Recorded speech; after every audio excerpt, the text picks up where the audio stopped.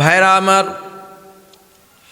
বিশ্বনবী রাহমাতাল লিল আলামিন নবী মুহাম্মদুর রাসূলুল্লাহ সাল্লাল্লাহু আলাইহি ওয়াসাল্লাম আরো কিছু দূর অতিক্রম করার পর ওনার নাকে সুঘ্রাণ ভেসে আসলো। যখন বিশ্বনবী বাইতুল মুকাদ্দাসে নামলেন, জিবরাইল আমিনকে বলতেছেন, ভাই জিবরাইল, আমার যাত্রা পথে আমি এক জায়গা থেকে সুঘ্রাণ পেয়েছিলাম। এই সুঘ্রাণটা তো আমি আগে কখনো শুনি নাই। এত সুরভিত ঘ্রাণ কোন জায়গা থেকে আসতেছে? আশেপাশে কি কোনো ফুলের বাগান ছিল কিনা? জিবরাইল আমিন বলতেছে, ইয়া রাসূলুল্লাহ, ইয়া হাবিবাল্লাহ, আশেপাশে কোনো ফুলের বাগান ছিল না, তবে একটা মাত্র কবর ছিল, যেই কবর থেকে আল্লাহ রাব্বুল আলামিন এই সুঘ্রাণ চালু করে দিছে। সুবহানাল্লাহ বলবেন না?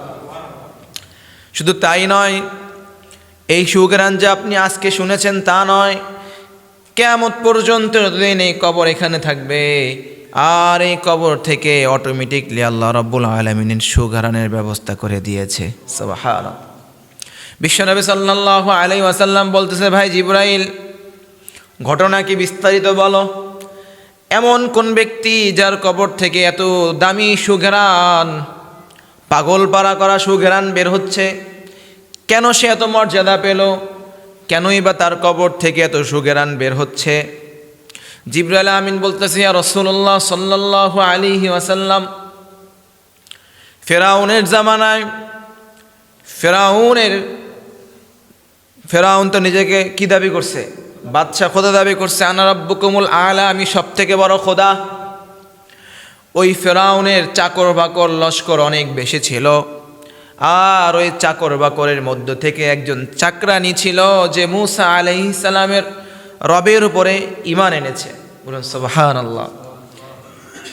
ফেরাউনের মেয়ে, ফেরাউনের স্ত্রীর দাস দাসী হই, মানে ঘরের লোক, যে একেবারে কাজের, ফেরাউনের একেবারে নিকটের লোক, সে আল্লাহ রাব্বুল আলামিনের উপরে কি করছেন?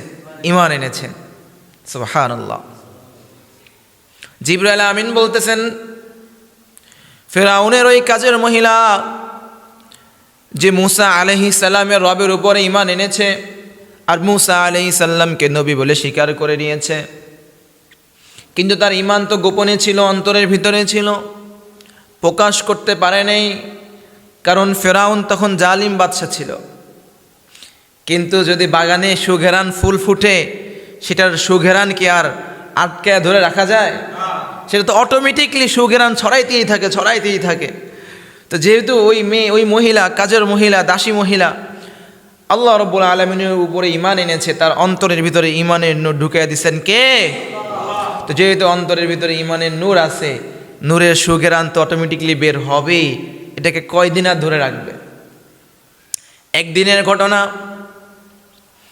ওই ফেরাউনের কাজের দাসী মহিলা কাজ করতেছে, এমন সময় তার মুখ দিয়ে আল্লাহ রাব্বুল আলামিনের প্রশংসা বের হয়ে গেছে। সুবহানাল্লাহ। এবার ফেরাউনের মেয়ে বলতেছে, তুমি কোন রবের প্রশংসা করছো? তোমার আব্বাকে যিনি বানাইছে, তোমাকে যিনি বানাইছে, আমাকে যিনি বানাইছে, আসমান যিনি বানাইছে, জমিন যিনি বানাইছে, আমি ওই সৃষ্টিকর্তা, ওই রবের প্রশংসা করেছি। বলুন সুবহানাল্লাহ।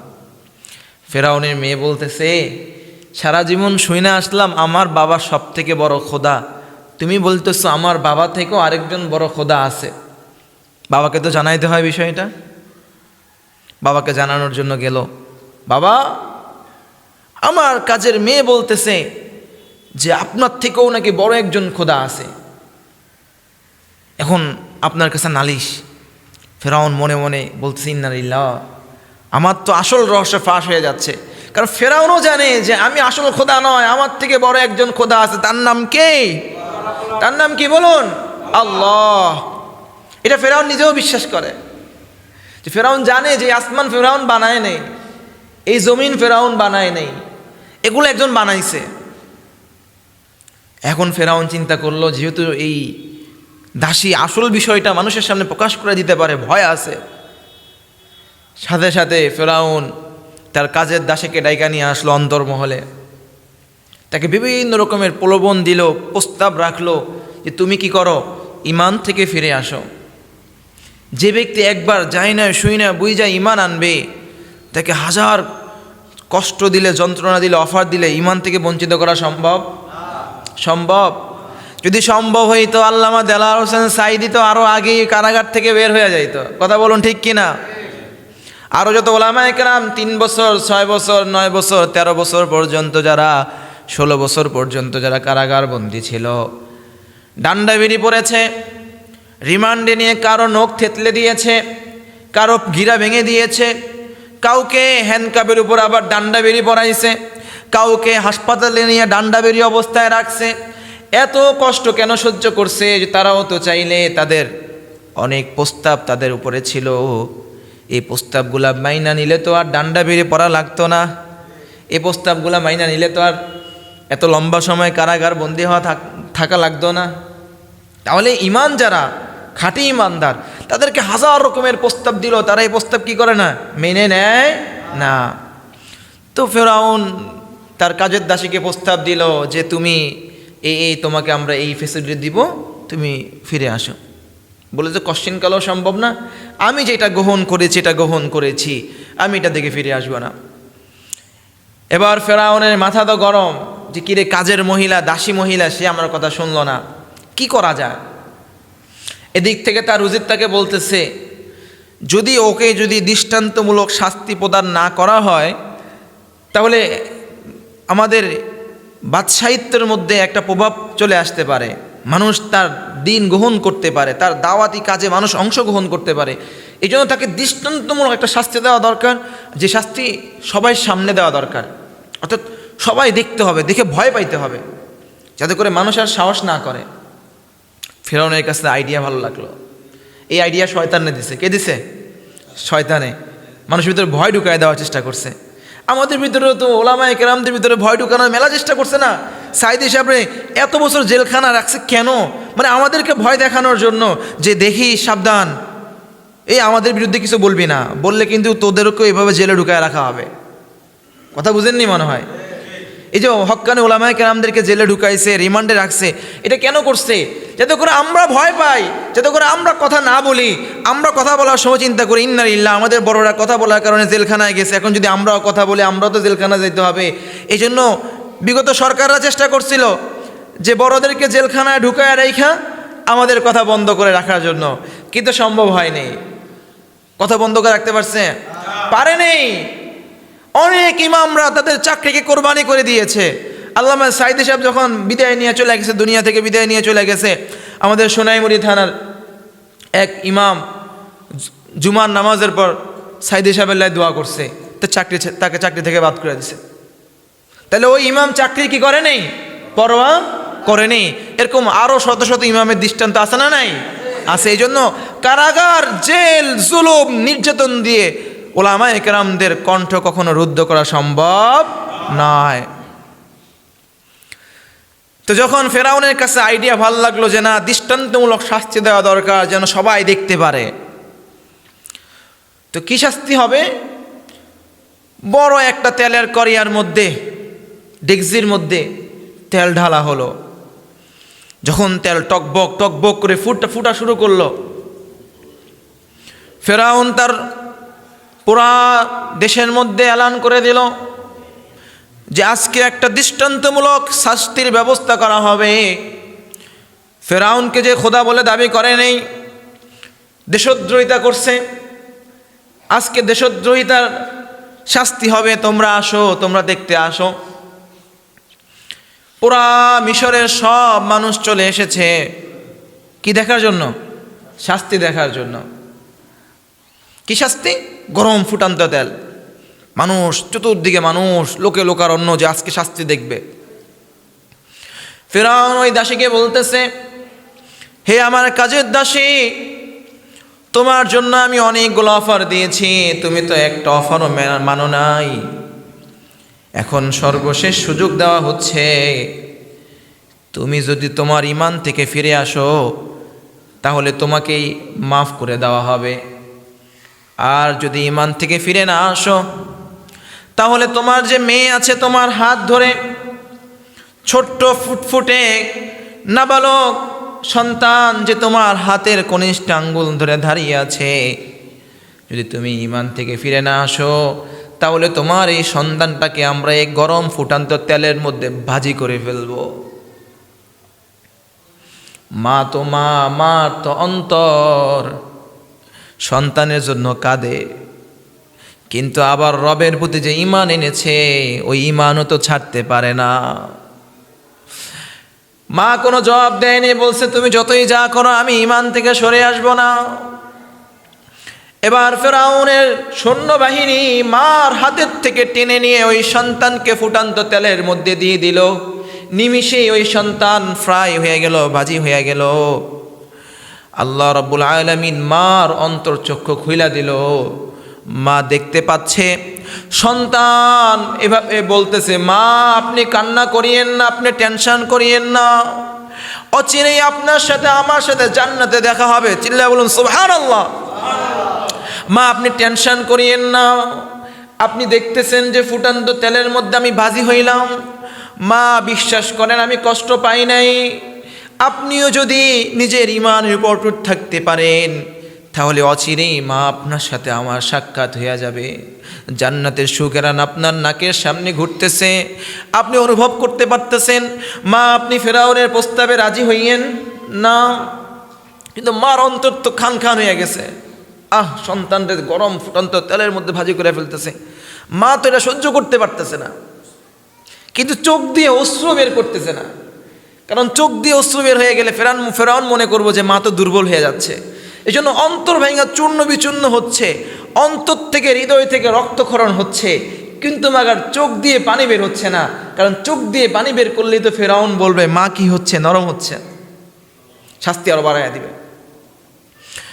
ফেরাউন আবার বলল, দাসী একটা গেছে, আরেকটা কিন্তু আছে, যে দুধের সন্তান ওইটা কিন্তু এখনো কোলে আছে, ফিরে আসো, তাহলে তোমাকে আমি ভালো সুযোগ সুবিধা দিব, আর এই বাচ্চাকে নিয়ে তুমি মোটামুটি বাকি জীবন পার করে ফেলতে পারবা।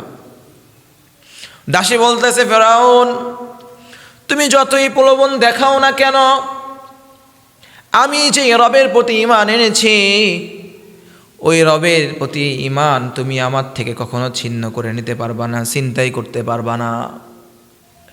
ফেরাউনের এবার হুকুম দিল, যাও যাও ওই মায়ের কোলের থেকে নবজাতক সন্তানকে কেড়ে নাও, আর ওই সন্তানকে ফুটন্ত তেলের মধ্যে ভাজি করে ফেলাও।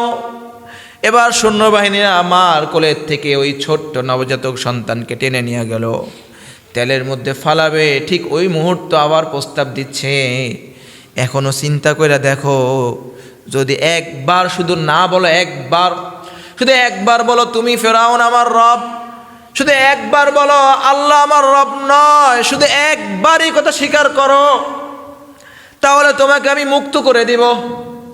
একবার, কয়বার?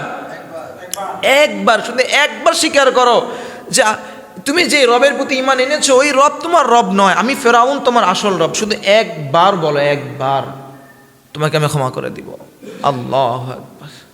যে তোমাকে অফার দিচ্ছি, তুমি এই যে একবার শুধু আমার ফেরাউনকে রব বলে মেনে নাও, তোমার মেয়েকেও ছেড়ে দিব, তোমাকেও ছেড়ে দিব, তোমাকে আলিশান ঘর বাড়ি দিয়ে তোমাকে আমি অট্টালিকা দিয়ে পরিপূর্ণ স্বয়ংসম্পূর্ণ করে দিব, তোমাকে আর কাজ করা লাগবে না। অফার। যদি সে দুর্বল ইমানদার হইতো তাহলে অফার গ্রহণ করে নিত। ইমান দুর্বল নয়, ইমান শক্ত। বলছে আমার এরকম একটা নয়, দুইটা নয়, যদি আল্লাহ রাব্বুল আলামিন আমাকে 1000টা মেয়ে দিত, আমি আমার 1000 মেয়েকে আমি আমার আল্লাহর জন্য কোরবান করে দিতে রাজি হইতাম। সুবহানাল্লাহ। তুই তো 2টা মেয়েকে তুমি তেলে দিচ্ছ, যদি আমার 1000টা মেয়ে থাকতো, 1000টা মেয়েকে যদি তুমি তেলের মধ্যে ভাজি করতা, তারপর আমি ইমান ত্যাগ করতাম না। বলুন সুবহানাল্লাহ, সুবহানাল্লাহ। ফেরাউন সাথে সাথে ওই মেয়েকে তেলে ফেলে দিল। সঙ্গে সঙ্গে গরম উত্তপ্ত তেলের মধ্যে মেয়েটা পড়ার সাথে সাথে ফ্রাই হয়ে গেল, ভাজি হয়ে গেল। এবার ওই মেয়েটাও মাকে বলতেছে, মা আপনি আপনার ঈমানের উপর অটুট থাকুন, আমরা 2 বোন তো জান্নাতে চলে আসলাম, আমরা এখন আপনার জন্য অপেক্ষায় আছি। যদি আপনি আপনার ঈমানের উপর অবিচল থাকতে পারেন তাহলে অচিরেই জান্নাতে আপনার সাথে আমাদের সাক্ষাৎ হয়ে যাবে। এবার ফেরাউন ওই মহিলাকে সবাইকে হাজার হাজার মানুষকে লক্ষ্য করে বলতে, দেখছো আমি ফেরাউনকে রব বলে স্বীকার না করার কি ভয়াবহ পরিণতি। তোমরা যদি এই মহিলার ইসলাম গ্রহণ করো তাহলে তোমাদেরও কি একই রকম পরিণতি গ্রহণ করতে হবে, অতএব তোমরা গ্রহণ করিও না। দেখো আমি এই মহিলাকে কিভাবে তেলের মধ্যে ফ্রাই করতেছি। এবার ওই মহিলাকে যখন তেলের মধ্যে ভাজি করবে, ঠিক সেই মুহূর্তে মহিলা বলতেছে, ফেরাউন তোমার কাছে আমার একটা আবদার আছে, শেষ ইচ্ছা আছে, পূরণ করে দিবা? ফেরাউন তো খুশি হয়ে গেছে, শেষ ইচ্ছা না জানি কি চায়। মহিলা বলতেছে, ফেরাউন আমার বড় মেয়ে আমার ছোট মেয়ে উভয়টাকে তুমি ভাজি করলা, আমাকে একটু বড় তুমি তেলের মধ্যে ফেলায় ভাজি করে ফেলবা। তোমার কাছে আমার শেষ অনুরোধ, আমাদের তিনজনের হাড়গুলাকে তুমি এক জায়গায় কবর দিয়ে ফেলায়ও। এটা তুমি পারবা? ঠিক আছে, তুমি তোমার শেষ ইচ্ছা যেহেতু এতটুকু আমি করতে পারবো। তখন ওই মহিলাকে ভাজি করার পর ফেরাউন তার তিনজনকে, ওই তিনজনের হাড় ঘুরগুলাকে একসাথ করে যে জায়গার মধ্যে পুঁতে রেখেছে, আল্লাহ রাব্বুল আলামিন ওই জায়গাটাকে জান্নাতের বাগান বানায়া দিছে। বিশ্বনবী সাল্লাল্লাহু আলাইহি ওয়াসাল্লাম মেরাজে যাওয়ার সময় যে জায়গা থেকে ঘেরানটা পাইল, জিবরাইল আমিন বলল, ইয়া রাসূলুল্লাহ সাল্লাল্লাহু আলাইহি ওয়াসাল্লাম, এটাই হচ্ছে সেই জায়গা যেখান থেকে আপনি ঘেরান পাইলেন। এটা হচ্ছে ফেরাউনের ওই কাজের দাসী আর তার দুই মেয়েকে যেখানে পুঁতে রাখা হয়েছে। আল্লাহ রাব্বুল আলামিন কিয়ামত পর্যন্ত এই জায়গা থেকে জান্নাতের সুঘেরান বের করে দিবে। সুঘেরান বের হতেই থাকবে, বের হতেই থাকবে, বের হতেই থাকবে। তাহলে মেরাজে যাওয়ার পথে আল্লাহ রাসূল সাল্লাল্লাহু আলাইহি সাল্লামের সাথে এই একটা ঘটনাও কি সংঘটিত হয়েছে। তাহলে আমরা এই ঘটনা থেকে কী শিক্ষা নিতে পারলাম? ঈমানকে আমাদের কি করতে হবে? কথা বলুন না, ঈমানকে আমাদের কি করতে হবে? মজবুত করতে হবে। পারবেন তো ইনশাআল্লাহ? ঈমানকে মজবুত করতে পারবেন তো ইনশাআল্লাহ? নাকি ঈমান দুর্বল হবে? সবল তো ইনশাআল্লাহ?